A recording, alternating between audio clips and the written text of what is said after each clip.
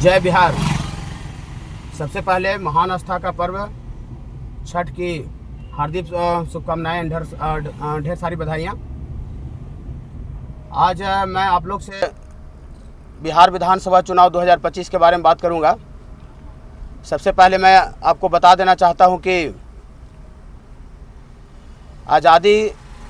जब भारत आज़ाद हुआ था उस समय भी बिहार जो था, हम लोग का जो प्रदेश था, वो सबसे गरीब और पिछड़ा राज्य था। और आज़ादी के 80 साल बाद भी बिहार आज भी सबसे गरीब और पिछड़ा राज्य है। तो इस पिछड़ापन के पीछे कौन जिम्मेदार है, ये हम लोग को समझना पड़ेगा। अभी आप देख रहे थे कि छठ में जो हमारे बिहारवासी जो बाहर से जो छठ में आ रहे थे, वो किस तरह से बोरा की तरह भर भर के ट्रेन में आ रहे थे। उनको कितना दिक्कत हो रहा था आने में। मतलब आपको एक महंगा सामान रहता है तब पर भी आप उसको बहुत सुरक्षित लाते हैं। लेकिन आप समझिए कि हम लोग का क्या कीमत है, बिहारवासी का हम लोग का क्या कीमत है कि हमारे सामान से भी रद्दी तरीक़ा से हम लोग बाहर से आने के लिए मजबूर हैं। तो हम लोग को समझना पड़ेगा कि इसका जिम्मेदार कौन है। इसका जिम्मेदार कुछ हद तक जनता भी है, और बाकी जिसको हम कमान सौंपते हैं शासन चलाने के लिए, अपना जनप्रतिनिधि चुनते हैं, वो भी जिम्मेदार है। बाहर में समझिए कि यहाँ के जो हम लोग जो बिहारवासी जो कमाने जाते हैं बाहर, वो एवरेज 15,000 रुपया से ज़्यादा नहीं कमाते हैं। एवरेज मतलब 15,000 रुपया वो कमाते हैं। उसमें बाहर में रहने और खाने का जो खर्च है वो 6-7 हज़ार रुपया उनको हो जाता है। मतलब समझिए कि 7-8 हज़ार रुपये उनको पर मंथ का सेविंग होता होगा। मतलब किसी आदमी को अगर मान लेते 1 लाख रुपये का कर्ज हो गया तो उसको 1 लाख चुकाने में साल भर का समय लगेगा। वो भी आपका अपना बाल बच्चा जो अपना रिश्तेदार परिवार को उतना छोड़ करके उतना दूर रहते हैं।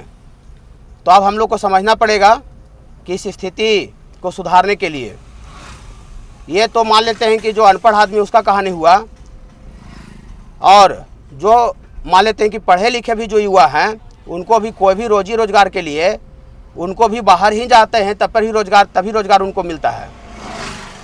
यहाँ पर बिहार का पॉपुलेशन पता है आपको कि बिहार का पॉपुलेशन टोटल 13 करोड़ है।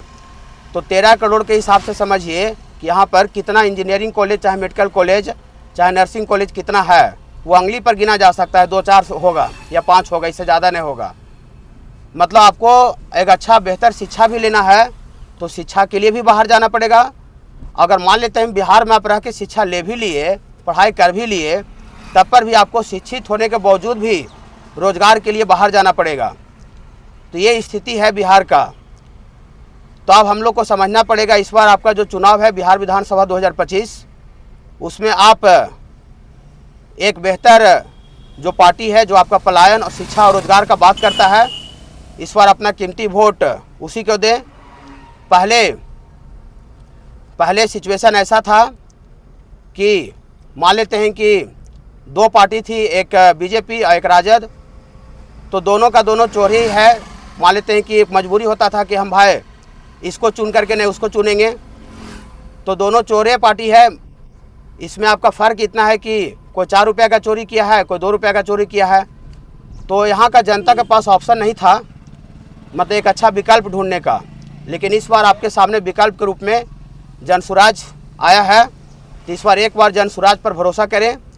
बहुत सा भक्त कहेंगे, सोचेंगे कि उसको आने से रोज़गार कैसे मिल जाएगा, पलायन कैसे रुक जाएगा, शिक्षा की व्यवस्था कैसे ठीक हो जाएगा, विश्वास नहीं होगा।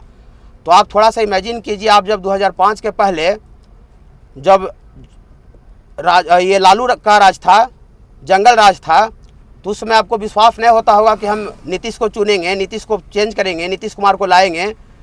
तो जो आदमी शाम होते, हम लोग पब्लिक जो था वो शाम होते घर में घुस जाते थे, मतलब आ जाते थे। माने एक डर का माहौल जो था, न बिजली था न रोड का कनेक्टिविटी था। तो उसमें भी मतलब विश्वास नहीं होता था कि ये सुधार कैसे हो सकता है, ये चेंज कैसे हो सकता है। लेकिन आप उसमें चेंज किए, परिवर्तन किए, सत्ता को चेंज किए, तो सुधार हुआ, परिवर्तन हुआ। तो इस बार भी परिवर्तन होगा। आपको एक बार विश्वास करना पड़ेगा तो इस बार जो आपका कीमती वोट है वो सिर्फ और सिर्फ जनसुराज को एक बार जिताइए और मौका दीजिए। फिर बाई चांस अगर मान लेते हैं कि खरा उतरा माने पार्टी जो है वो खरा नहीं उतरेगा तो आप उसको फिर से अगले बार उसको हटा दीजिएगा, लेकिन एक बार मौका दीजिए, आपके विकल्प के रूप में है। और फिर से अगर ये आप मौका अगर गवा दिए तो फिर से आपको 5 साल, हम लोग को फिर से 5 साल वही कष्ट उठाना पड़ेगा। हम लोग का बाल बच्चा है, हम लोग के भाई भतीजा हैं, तो हम ही लोग को सोचना पड़ेगा, कोई दूसरा प्रदेश का आदमी सोचने नहीं आएगा। आप थोड़ा सा सोचिए कि यहाँ पर जो मोदी जी का जो भाषण चलता है, देश का प्रधानमंत्री जो हैं उनका भाषण में पकौड़ा तलने, रोजगार के नाम पर पकौड़ा तलने और रील्स बनाने का बात होता है। अब सोचिए, जिस देश का प्राइम मिनिस्टर का ये सोच हो कि रोजगार के नाम पर कि पकौड़ा तलो और रील्स बनाओ, तो उस देश का क्या हाल होगा आप समझ सकते हैं। तो इसलिए मैं बिहार वासी, स्पेशली मैं अपने गांव, जो अब मेरा पंचायत है, जो मेरा विधानसभा क्षेत्र बाराचट्टी 228 संख्या है, उस जनता से हम नर्म निवेदन करना चाहूँगा कि इस बार अपना कीमती वोट सोच समझ कर दें, एक बार जनसुराज को मौका जरूर दें। जय हिंद, जय भारत।